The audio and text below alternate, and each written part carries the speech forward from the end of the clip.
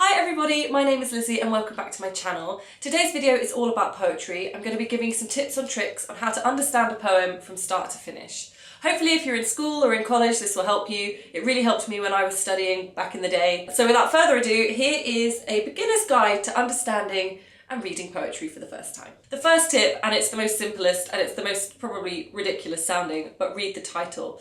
A lot of people just go straight into the verse. They haven't actually looked at the title and therefore they've got no preconceptions as to what the poem is about, and therefore they're not necessarily in the right zone before they start.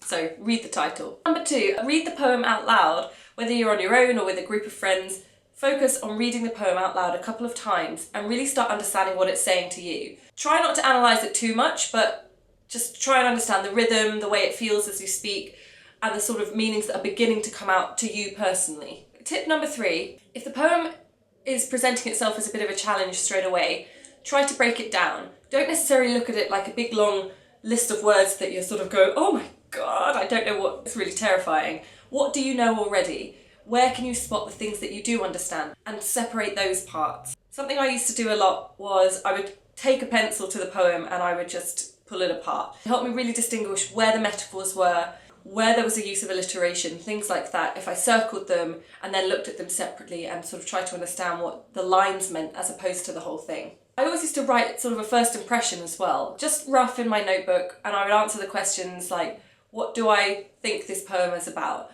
Or what does it say to me? If I had to explain this poem to somebody in a nutshell, how would I describe it? And just starting with those questions and just the small block answers would really help me find my own answer and my own interpretation of what I felt that poetry meant. Another good thing to do is look for patterns. A lot of poetry is focused around patterns, repetition, the use of things like alliteration and the way words are particularly pronounced, and spotting those all contribute to the meaning because there's a reason why the poem, or the poet, sorry, has put those devices in each different place.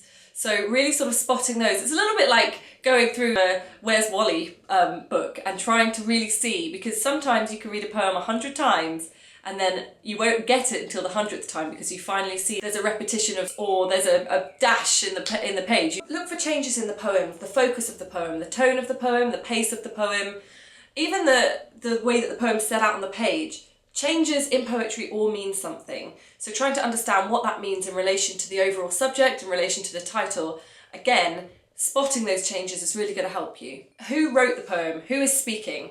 Is the poem in first person? Is it in third person? Who are they? What are they writing about? Why are they writing about? Getting in the mind of the poet is another great way to understand. Now, I do believe that there's no right or wrong answer to poetry as well. That's why it's so beautiful. So it might mean something to me, but it might mean absolutely nothing to you, or vice versa. It might be something completely different to you. Getting inside the poet's head and trying to understand what he or she is writing about can really help you sort of put yourself in that poem and therefore construct a really interesting and imaginative interpretation of it, especially if you're coming to writing an essay or putting it down on paper, your thoughts. It's really worth holding that whoever wrote the poem in mind. Another good tip as well, and I used to do this with my friends at school, is we would talk about the poems that we were studying.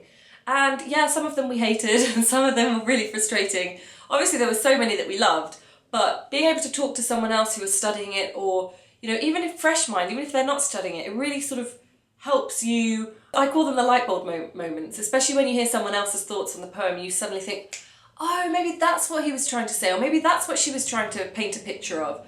Now it suddenly makes sense, or now it feels a bit different and perhaps I need to reread it. So I can't stress how important it is to read and reread the poetry and talk about it with people as well, because that is going to be the difference between you coming up with a one-sided argument, between coming up with a whole rounded,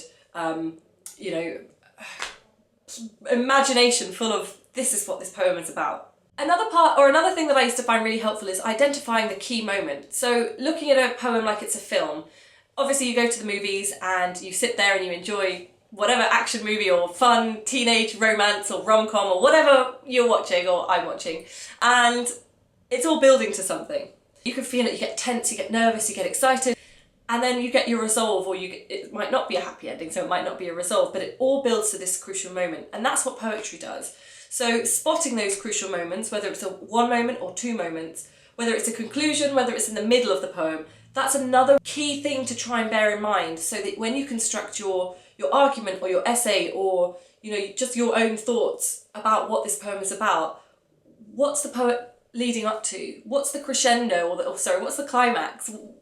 What is the poem about, essentially? And a really good example of poetry that you can get a feel of crucial moments is war poetry, because through the images and the words and the way those poems are written, there's crucial moments throughout them all, and that's a really, really good example of understanding where crucial moments play to make a poem affect somebody, to make a poem make you feel something.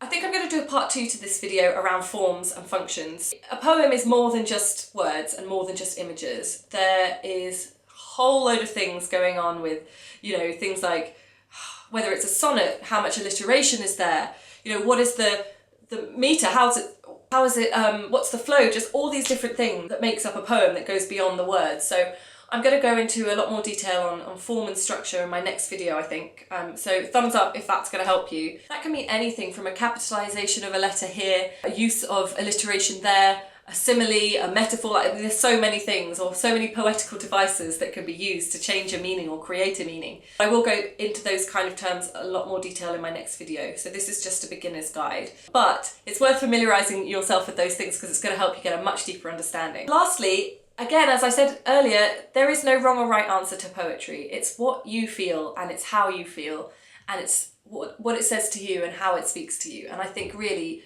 if you want to take away anything from this video, reading poetry and understanding it and being able to portray what it means to you is more important than the right or wrong answer, because, there just isn't one. There isn't one, and I stand by that. So I hope you found this video helpful. Please let me know in the comments if you have. Going forward, after I've done these the next couple of videos, I'm going to be releasing Verse Day, which is my play on Thursday. So every Thursday I'm going to put out a video which is going to have some inspirational poems around particular topics and things like that. So if you've got any poetry you're desperate to hear or would like to learn more about, then do let me know in the comments below. As always, thank you so much for watching. I hope you found this video helpful, and I will see you next time. Bye!